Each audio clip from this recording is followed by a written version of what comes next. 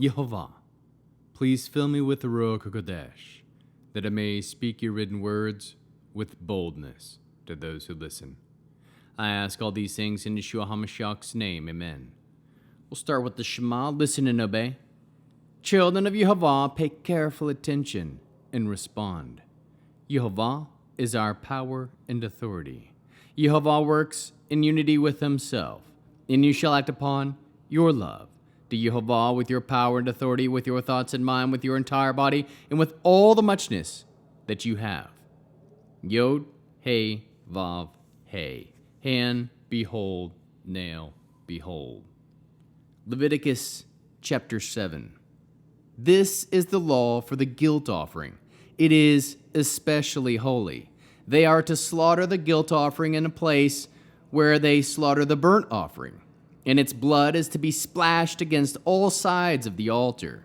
He is to offer all its fat, the fat tail, the fat covering, the inner organs, the 2 kidneys, the fat on them near the flanks, and the coverings of the liver, which he will remove with the kidneys. The Kohen will make them go up in smoke on the altar as an offering made by fire to Yehovah. It is a guilt offering. Every male from the family of the Kohanim may eat of it, and it is to be eaten in a holy place. It is especially holy. The guilt offering is like the sin offering. The same law governs them. It will belong to the Kohen who uses it to make atonement. The Kohen who offers someone's burnt offering will possess the hide of the burnt offering which he has offered. Every grain offering baked in the oven, cooked in a pot, or fried on a griddle will belong to the Kohen who offers it. But every grain offering which is mixed with olive oil or is dry will belong to all the sons of Aaron equally. This is the law for sacrificing peace offerings offered to Yehovah. If a person offers it for giving thanks, he is to offer it with the thanksgiving sacrifice of unleavened cakes mixed with olive oil, matzah spread, with this olive oil, and cakes made of fine flour with olive oil and fried. With cakes of unleavened bread, he is to present his offering together with the sacrifice of his peace offerings for giving thanks. From each kind of offering, he is to present one as a gift for Yehovah. It will belong to the Kohen who splashes the blood of the peace offering against the altar. The meat of the sacrifice of his peace offering is for giving thanks to be eaten on the day of his offering. He is not to leave any of it until morning. But if the sacrifice connected with his offering is for a vow or is a voluntary offering, then while it is to be eaten on the day he offers his sacrifice, what remains of it may be eaten the next day. However, what remains of the meat of the sacrifice on the 3rd day is to be completely burned up. If any of the meat of the sacrifice of his peace offerings is eaten on the 3rd day, the sacrifice will neither be accepted nor credited to the person offering it. Rather, it will have become a disgusting thing, and whoever eats it will bear the consequences of his wrongdoing. Meat which touches something unclean is not to be eaten, but burned up completely. As for the meat, everyone who is clean may eat it, but a person in a state of uncleanliness who eats any meat from the sacrifice of peace offerings made to Yehovah will be cut off from his people.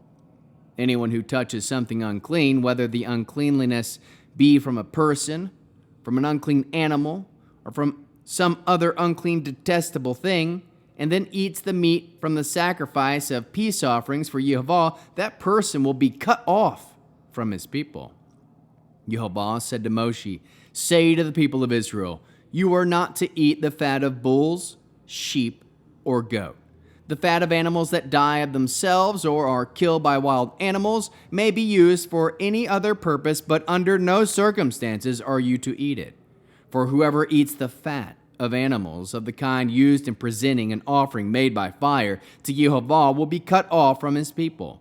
You are not to eat any kind of blood, whether from birds or animals, in any of your homes. Whoever eats any blood will be cut off from his people."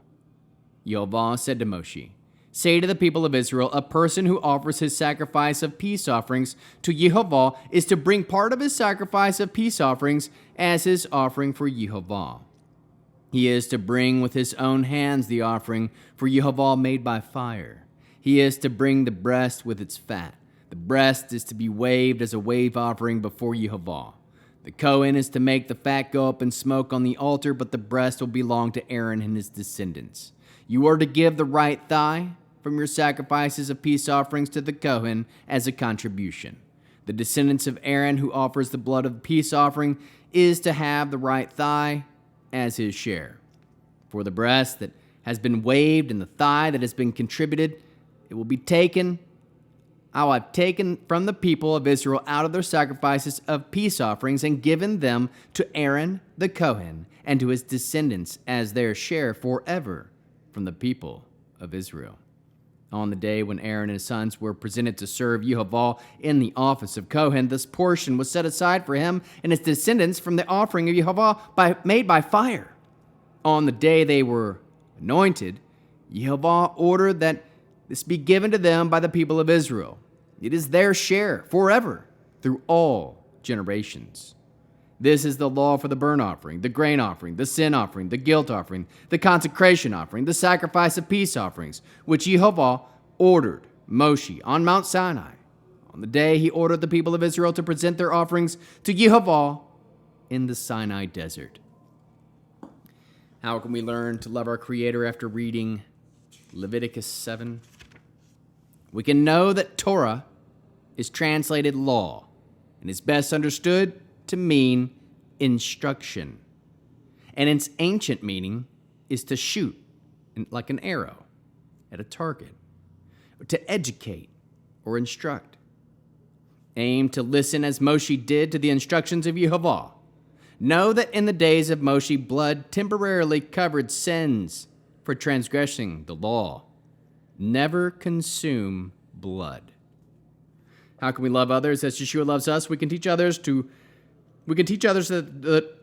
How can we love others as Yeshua loves us? We can teach others that the Torah is the instructions of Yehovah. Bear one another's burdens. We can obey the instructions of Yehovah.